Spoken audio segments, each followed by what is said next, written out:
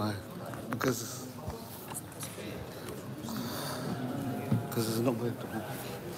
أعوذ بالله من الشيطان الرجيم. بسم الله الرحمن الرحيم. الحمد لله رب العالمين. وصلى الله وسلم وبارك على سيدنا محمد وعلى آله وصحبه أجمعين.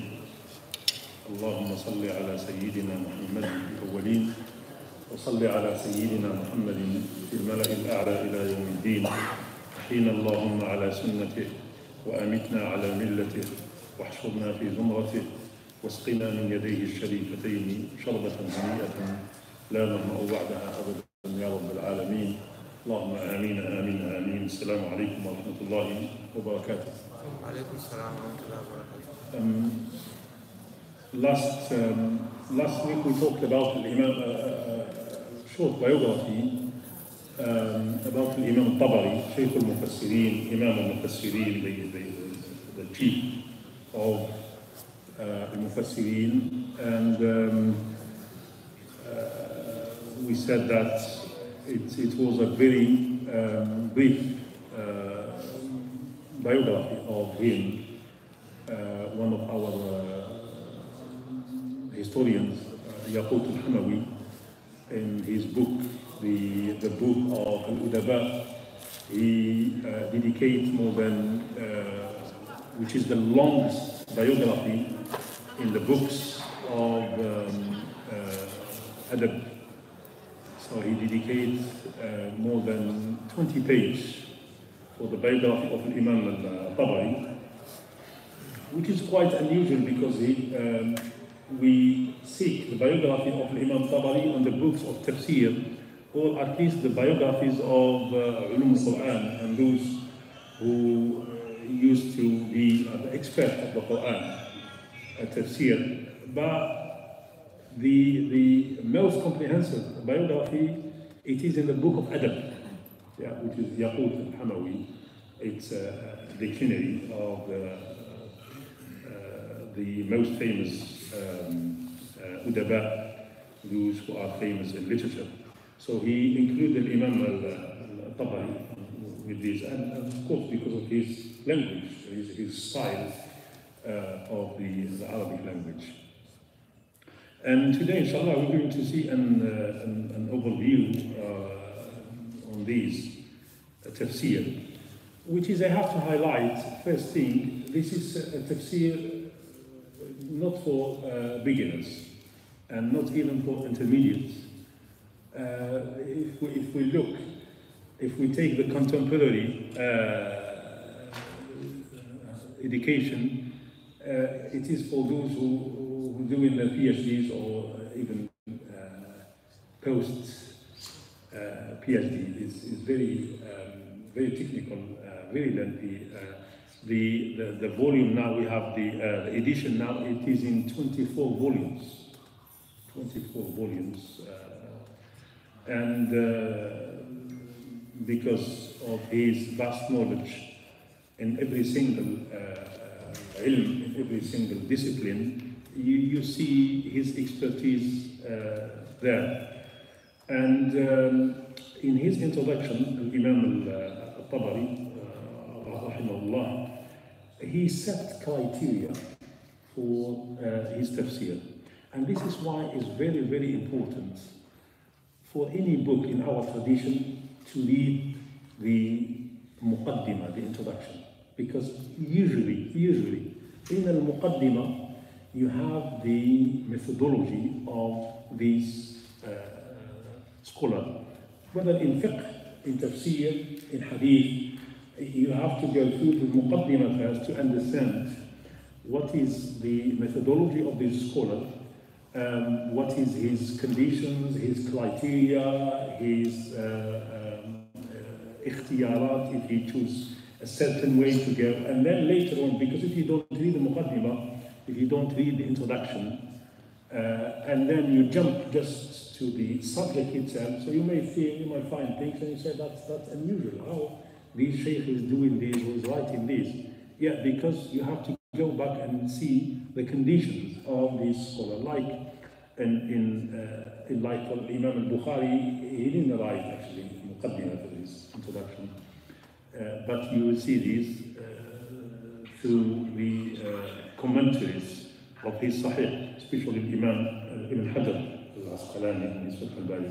However, Imam Muslim, he dedicates one excellent muqaddimah to his Sahih. Such an amazing muqaddimah. When you read it, you know exactly what is the methodology that this scholar, Imam Muslim, is following on his.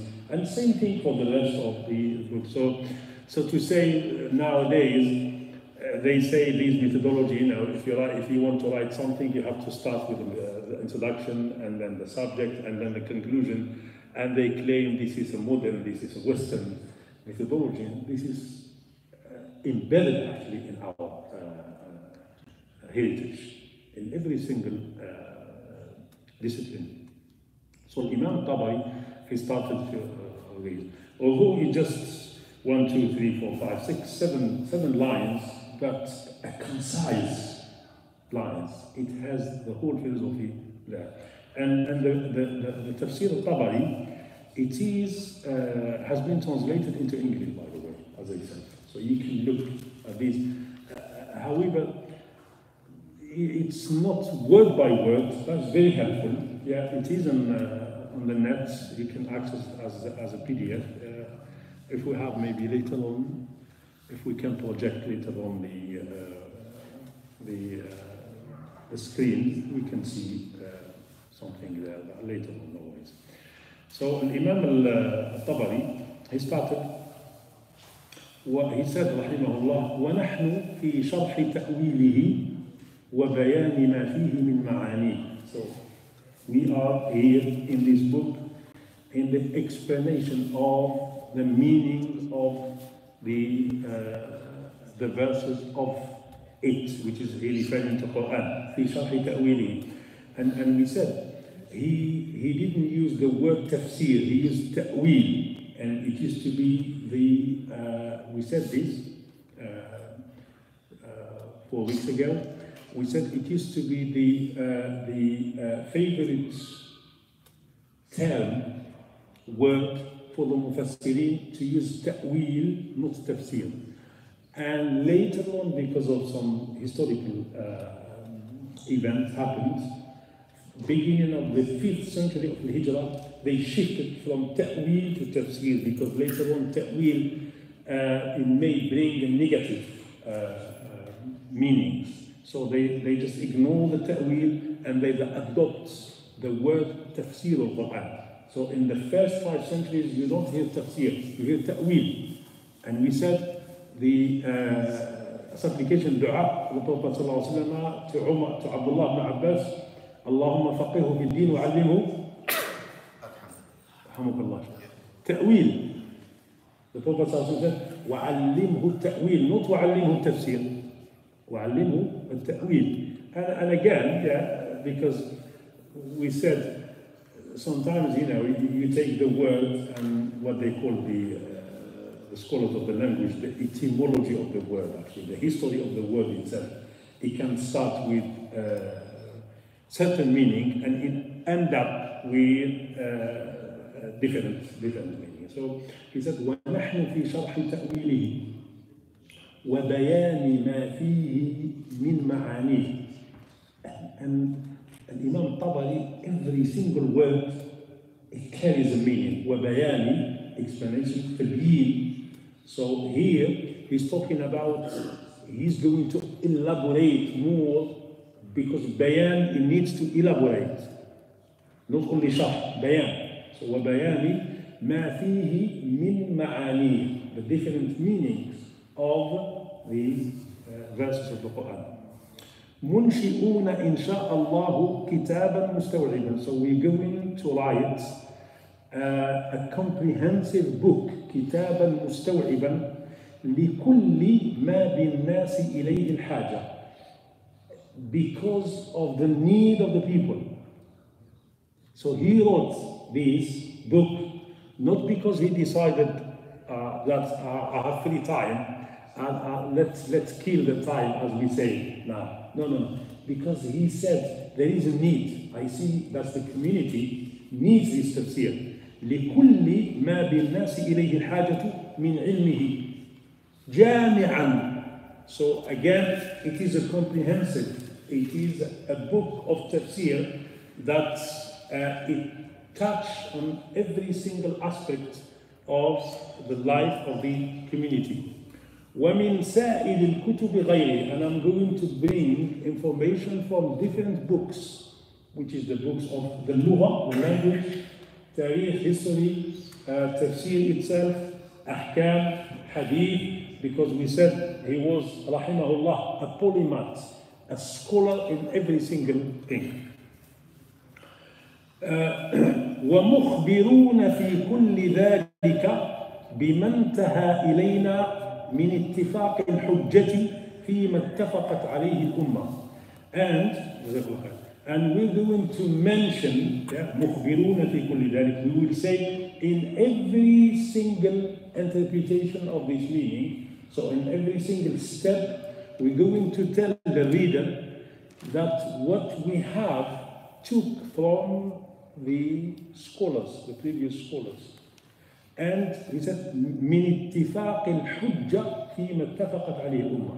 So what he's going to do, Imam Tabari here, he's going to choose the best opinion, the right opinion, فيما اتفقت عليه الأمة. So he will start with the ijma', what we call the ijma'. If the ummah, they agree on a meaning of the verses, At-Tabari would start with this. This is, he said, for example, this meaning is every single scholar from different schools, he's saying the same opinion. We don't have different opinions.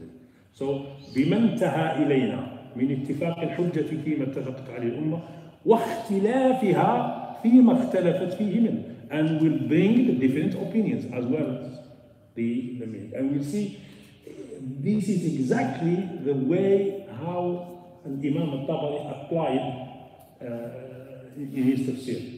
So he starts first, and we're going to take an example, inshallah, from Alif Lam Mim.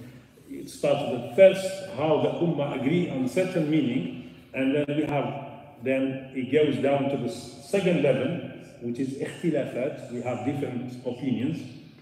وَمُبَيِّنُ عِلَلِ كُلِّ مَذْهَبٍ مِّن مَذَاهِبِهِمْ. Not only to tell you that these people of Al-Kufa, they have this opinion on this verse, the people of Basra, they have, people of Medina, they have, but we bring the reasons and the basis of every single opinion. So I'm not going to tell you, no, Malik, he's an opinion of this. Sa'id ibn Musayyib, you're saying this. Abdullah ibn Abbas. No, he said this because of what? Because of so and so. وَمُبَيِّنُ عِلَلِ كُلِّ مَذْهَبٍ مِّن مَذَاهِبِهِمْ. And then, we don't give you all these and we let you nowhere. وَمُوَضِّحُ الصَّحِيحِ لَدَيْنَا مِنْ ذَلِكَ. Then, we will choose the correct opinion, the best opinion according to my understanding. وَمُوَضِّحُ الصَّحِيحِ. So we will explain the correct position, the best position, لدينا من ذلك, to us, according to my understanding. بأوجز ما أمكن من الإيجاز في ذلك. Using, not to elaborate more on this, so I'm going to use a short version, because remember what he said to his students. He said, are you willing to write a tafsir in 100 volumes? Do you have the ability to take all this knowledge? They said, no, it's too much. هذا مما استثنى فيه الأعمار. Too much. Then Imam al-Tabari, so he concises, so he said, okay, we're not going to take this in 100 volumes. We take it in 24 volumes. It's actually less than 24, because the volume at that time, it's about 1,200 pages. That's what he said, في مجلد. That's what they meant. He said, في مجلد. This is what, in Arabic, mujallad is the volume. So, mujallad, it's roughly 1,200 pages. Now, mujallad, you cannot, if you have 700 pages, you will be like this. It's too much. So, Are you now having an idea? It's actually in just 10 volumes. So he gave us actually the 10th of the 10th. The 10th. He decided to write 100, but he wrote 10. وموضح الصحيح لدينا من ذلك بأوجز ما أمكن من الإيجاز وأخصر ما يمكن من الاختصار. So I'm going to be brief here. For us, it's not brief at all. It's too much. When you read something like this, so you assume that Tabari is going to give it a book like this, you know, how to be a mufassir in 5 days. No, it's too much. For him, ikhtisar is 10 volumes. For us, ikhtisar is just TikTok shape, and that's it. So, النووي رحمه الله الإمام النووي said لم يصنف مثله في الدنيا. No one wrote like Imam Tabari. This is a unique book. And Ibn Taymiyyah رحمه الله he said وأما التفاسير التي في أيدي الناس, that the tafasir, the books of the tafsir that we have it now, فأصحها تفسير محمد بن جرير الطبري. أصحها, the best of these tafasir is the tafsir of Muhammad ibn Jarir al-Tabari. Why? Ibn Taymiyyah is giving the reason here. فإنه يذكر مقالات السلف بالأسانيد الثابتة. He would always cite the opinions and the doctrines of the Salaf, giving his asanid, his transmission in terms of ahadith. وليس فيه بدعة. It is clear from bid'ah. ولا ينقل عن المتهمين. Imam al-Tabari, if someone, a scholar or transmitter, has a doubt that he's got whatever bid'ah, his opinion is not sound, he's not a good scholar, he doesn't have actually a strong scholar, then he's not in his box. Yeah, he doesn't take the box of this scholar. كمقاتل والكلبي. And الإمام السيوطي in the 10th century, he said وكان مختصرا لأهل زمانه. He said it was a brief تفسير to his people, لأهل زمانه. حين كانت الهمم عالية. He said when people they have the passion to study, to learn. So this for them is just مختصر. أما أهل زماننا, this is the 10th century. أما أهل زماننا, our people nowadays, فيرونه أطول المطولات. They see it is one of the long books. It's too much for them. For us, it's more than this. Alhamdulillah. And thankfully, alhamdulillah, Imam Tabari, the whole tafsir actually reaches us. So some of the tafsir we don't find actually the whole tafsir, complete tafsir, but alhamdulillah, the tafsir of Imam al-Tabari is completed. Let's see for example, his tafsir to Alif Lam Mim.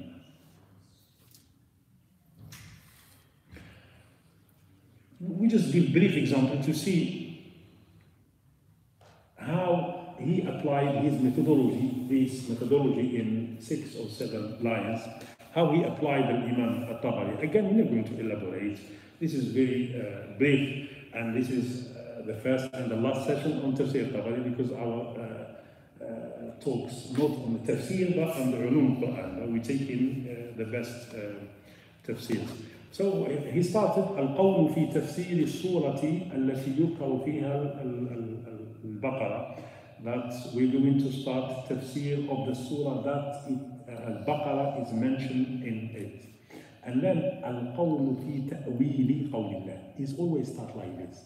القول, the saying, here it means the opinion, on the ta'wil, on the interpretation of قول الله جل ثناؤه ألف لام ميم. Now we're starting in ألف لام ميم. Then اختلفت تراجمة القرآن في تأويل قول الله تعالى ذكره ألف لام ميم. Now he's saying that we have a different interpretation of the meaning of ألف لام ميم. فقال بعضهم هو اسم من أسماء القرآن. So some of the mufassirin said that is one of the names of the Quran. Alif Lam Mim, it is one of the names of the Quran. So this is the first opinion according to his criteria. It's the majority of scholars say this. And then he would quote, he said, not only to say this, but we have to bring the proofs. Who said this? حدثنا الحسن بن يحيى. الحسن بن يحيى told us. Now he's going to bring some ahadith with his own transmission, with his own sanad. This is why it's quite long. حدثنا الحسن بن يحيى. حسن بن يحيى told us. قال, he said, أخبرنا عبد الرزاق. عبد الرزاق told us. قال, he said, أخبرنا معمر. معمر told us. عن قتادة, from قتادة. Remember, Qatada is one of the great scholars in the tabi'in. في قوله ألف لام ميم قال, who said قال? قتادة. هو اسم من أسماء القرآن. It is one of the names of the Quran. And then hadith number 2. This hadith, by the way, is number 226. So just in Al-Fatiha, he quoted 224 hadith. Just in Al-Fatiha. In Tafsir Al-Fatiha, he quoted 225 and 24 hadith. So the beginning of the Baqarah is hadith number 225. This has also collection of hadith. So the second one, حدثنا المثنى. المثنى told us, from Abu Hudayfa told us, from Shibl, from Ibn Abi Najih, from Mujahid. Now these great scholars. قال ألف لام ميم اسم من أسماء القرآن, one of the names of the Quran. And then Ibn Jurayj, one of the names of the Quran. So he mentioned here Qatada, Mujahid, Ibn Jurayj. All of these are on the first opinion that here Alif Lam Mim, it is one of the names of the Quran.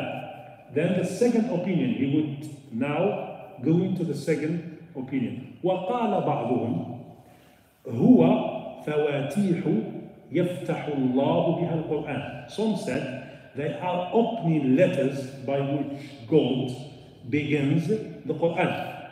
Who said this? According to him, حدثني again, all these scholars, and he said, قال مجاهد ألف لام ميم فواتح يفتح الله بها القرآن. And then the second hadith from whom? From Mujahid again. ألف لام ميم فواتح, and openings. And another hadith عن أبي نجيح مجاهد ألف لام ميم and حاميم and ألف لام ميم صاد and صاد فواتح, openings. And then حدثنا القاسم بن الحسن مثل عن مجاهد, same as هارون بن الحسن, and so on. So that's exactly how Imam al-Tabari starting with. This is why it is difficult for a beginner to take this and you start reading all these with hadith and so on.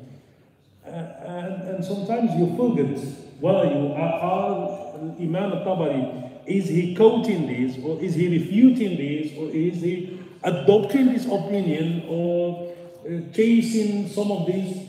You just get lost there. You don't get, you cannot grasp the meaning, and you cannot follow the methodology.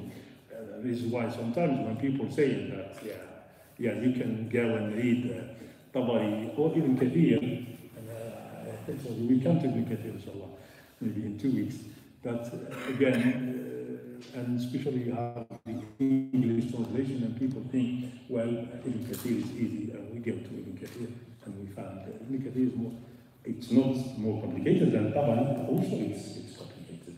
It's one of the highest, and so on. So Imam going and هو اسمه للسورة, it is a name of the surah.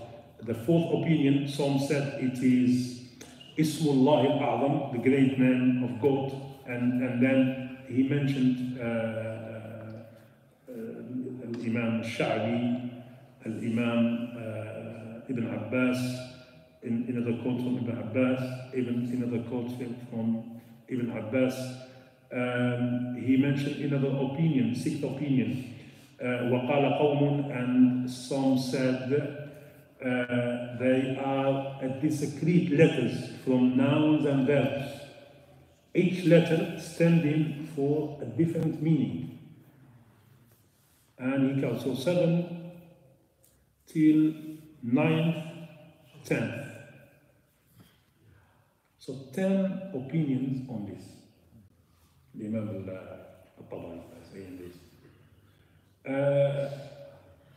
And then he's going back to the first opinion to explain why and how, on what basis the first opinion was based on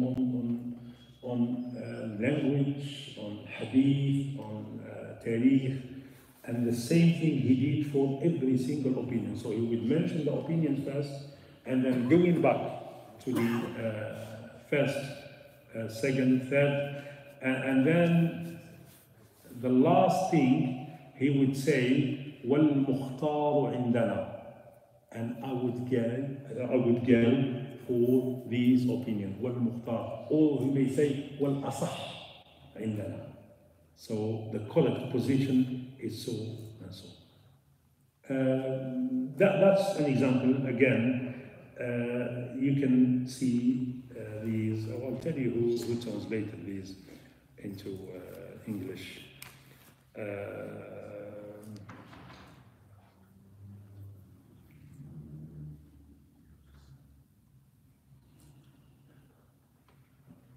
J.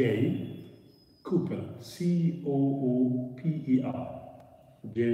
Cooper, Abu Ja'far Muhammad al-Tabari, being an abridged translation of Jami' al-Bayan on Ta'wil al-Qur'an with an introduction and notes by J. Cooper, general editors W.F. Madlung, one of the great English scholars who used to teach Arabic at the University of Oxford, M.A.D.E.L.U.N.G. He was a professor of Arabic at the University of Oxford. And same thing with Alan Jones, A. Jones. He was also a lecturer in Islamic studies at the University of Oxford. And this is from Oxford University Press. Such a beautiful translation, honestly. With beautiful English. You can, it looks like this. You cannot tell it looks like this. So, it's difficult, by the way, but just to grasp maybe those who don't understand the English, Arabic, then you can go and check how Imam al-Tabari applied his methodology. So we finish with the Imam Tabari. As we said, it is not the aim to follow all his actually method, because I remember I did a course on these 10 years ago, and we spent 55 hours on just the methodology of Imam al-Tabari, and looking at one of the difficulties, even again, a native speaker, an Arabic speaker, one of the problem of Imam al-Tabari, he used quite a very long sentences in Arabic, with mixing of referring to the pronouns, and you may get quite confused. Is he referring to this pronoun, is he referring to this noun or this noun? And unusual, you know, in English we use very short, of course, sentences. and in Arabic, a sentence can take 2 lines, 3 lines. But Imam Tabari sometimes he used the whole page of the sentence, and using many pronouns, and you have to concentrate and read again and again and again. And I remember when we did a task with Surah Safat and in interpretation of وَأَلْقَيْنَا عَلَى كُرْسِيِّهِ جَسَدًا and he used quite a very long passage, it was about 2 pages, to check what Imam Tabari he meant here. And even sometimes you just lose actually the following the Imam, and you may attribute the opinion to him while he's refuting this opinion. He's not on this opinion. To the extent that one of the great scholars, Imam Abu Hayyan Tawheed, is one of the great mufassirs, he got actually confused on 3 occasions on the Imam Tabari because it was a long passage. So he attributed the opinion that the Imam Tabari was actually refuting, but he said, no, this is the opinion of Tabari. Well, this is not the opinion of the Imam Tabari. He's also eloquent. His Arabic is very, very beautiful, amazing. I always advise my students who are on a higher level to read certain passages from Tabari. Yeah. 2 great scholars who are eloquent on especially Imam Shafi'i in his book Al-Risala, again, and Imam Tabari. So such beautiful language. It's not dry. Later on in the tafsir we will see these from the 6th century, it became dry. It's like logic, it's like physics, exact science. But with the Tabari, so that's tafsir al-Imam al-Tabari. And another thing we have to mention, he used to follow the qira'ah of Ibn Kathir. Not Ibn Kathir Mufassir. Ibn Kathir came after him centuries. Ibn Kathir is student of Ibn Taymiyyah. Ibn Taymiyyah died in 728 of the Hijrah. Ibn Kathir, I believe, 756. You may ask Shaul, correct me, I think I'm wrong on this. But but the Imam Tabari is from the 3rd century, so it's 5 centuries, 4 centuries after, because people may mix when they hear this is Qira'at Ibn Kathir, they think it's al-Mufassir. We said this is Ibn Kathir al-Makki, which is very early in the 1st, 2nd century. But Imam al-Tabari used to, his favorite Qira'ah was Qira'at Ibn Kathir.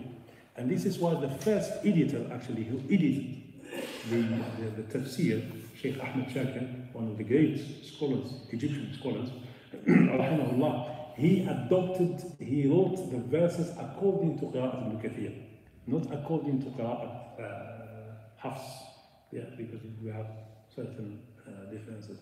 It's like when you come to Tafsir Ibn Juzayy, who is Andalusian, he was following what? He was following Nafa. The Qira'ah of Nafa. So when he comes to, for example, Alhamdulillah Rabbil Alameen, Ar-Rahman Ar-Rahim, Maliki, he would start with Maliki, not Maliki. He would start to Tafsir of Maliki, and then Maliki is later on, because he is following his own Qira'ah, which is the main one, and then he would come to the other Qira'ah. So Imam al-Tabari, and this is something we have to notice, again, methodology.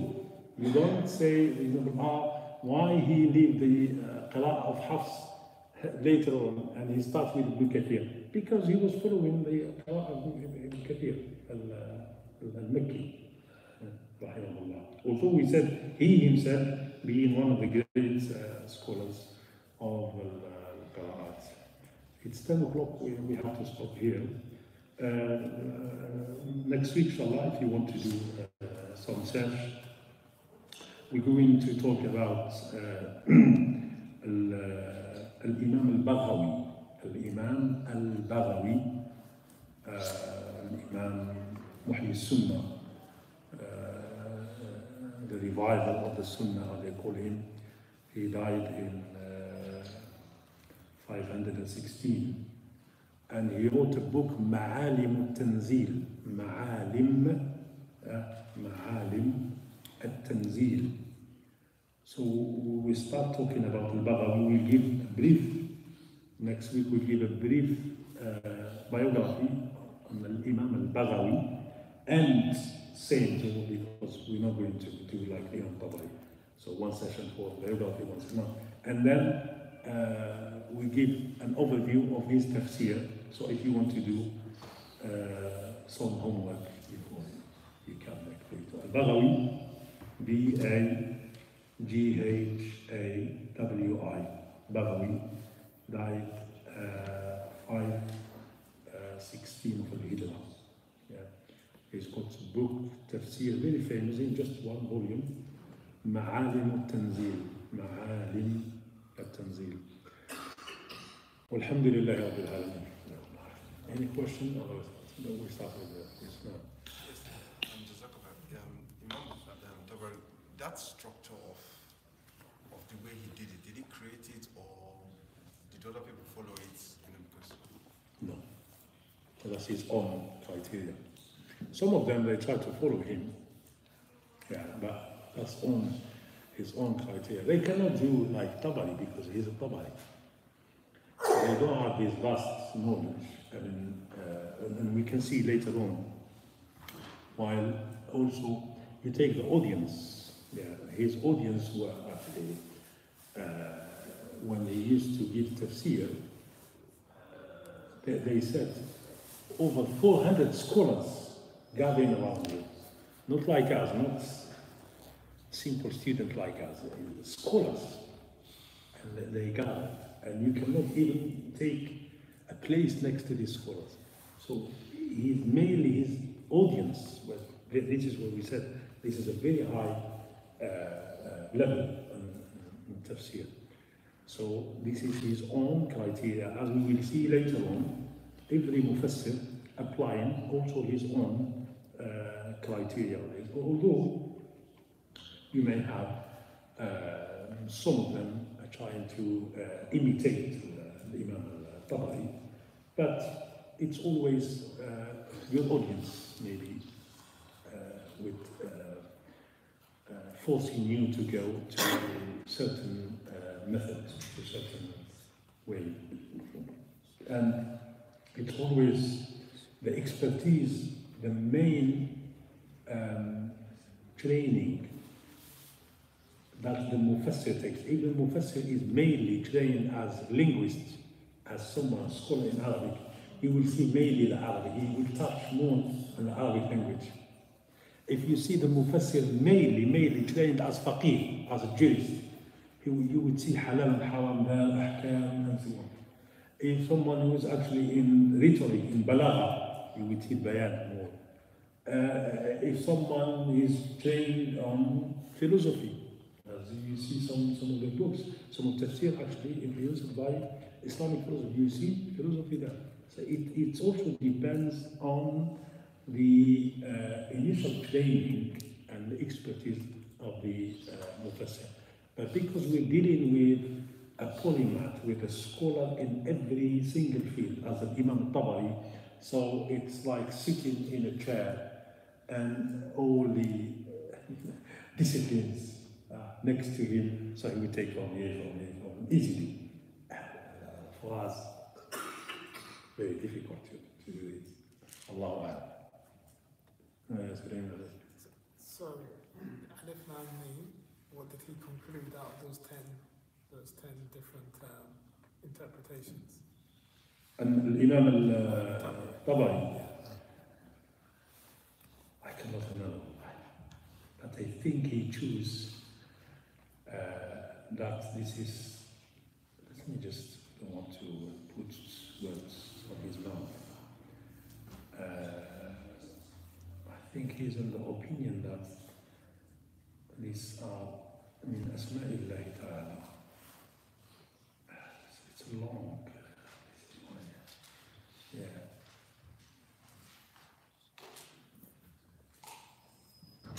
Yeah, I have to check it. We don't have time, but I have to check it later.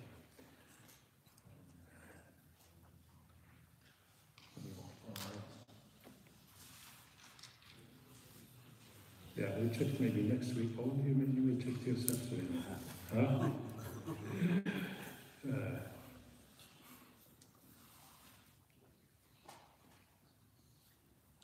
Because it, actually got 10 minutes for the time. He refuted, for example, he refuted the one who said it is the names of the Quran. He is not happy about this. And he refuted this in more than 12 pages. Yes, it's too much. Let's see if we should tell me before so I can prepare. Yeah. I'll check for next week, inshallah, and then we don't want to waste time here. But yeah.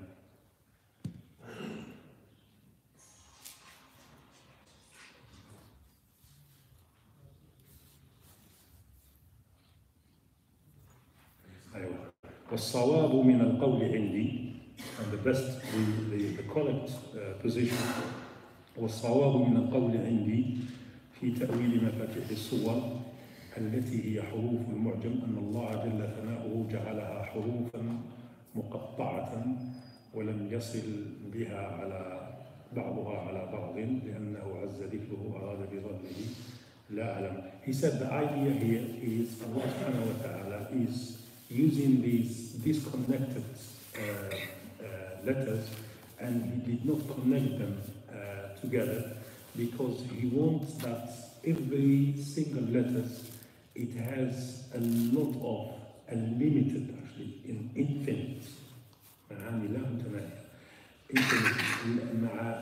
meanings that we don't know this meaning.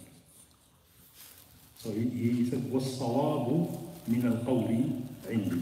So he said that according to him, we cannot, we don't have the ability to know the meaning of this whole.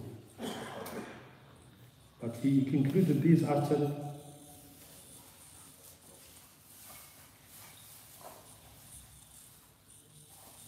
55 pages. And it's still saying things, but maybe he may say other things as well. So, yeah. And then Jerry Cooper, the people that translated, were they Muslims or were they all they were not Muslims? They are Arabists. They are Arabists. I mean, that's, we will cover this, inshallah, in the last 3 sessions in this series, which is how to deal with these Western scholarship, Western contribution to this. I mean, to my knowledge, Alan Jones and all these are people, they don't have an agenda. Yeah. And it's like the translation of Al-Bari to the Quran. Al-Bari, he was also, he served as professor of Arabic literature at the University of Cambridge for over 60 years. And he was someone who memorized a lot of poetry from the pre-Islamic era, very eloquent in many languages, in more than 13 languages. I met one of his students, he's now at the age of 90, and he was telling me that he still thinks that Al-Bari was a Muslim, but he couldn't say this publicly. But regardless this, his translation is one of the best translations in terms of, if you compare to other translations, even to the one and even to Abdul Halim, who is recently one of the most famous translations. The Al-Bari one is still one of the most beautiful, because he got actually he was very well actually versed in the English language itself, because he wrote I think certain English literature, and he was very knowledgeable in the Arabic language. And we'll talk again about this because some of the traditions, like I knew about the French translator, Jacques Beck, who did translate also the Quran into the French language.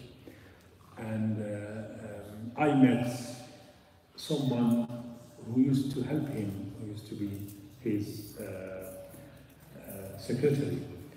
And he was telling me that Jacques Beck, this French translator, before every, although he wasn't a Muslim by the way, but before every translation of every verse, he would make wudu, yes, and wear actually a white cloth, and he would use a pen, special pen for this. And he consulted more than 130 tafsirs for the Sunnis, for the Shias, for the Sufis, for Salafis, for you name these schools of thought.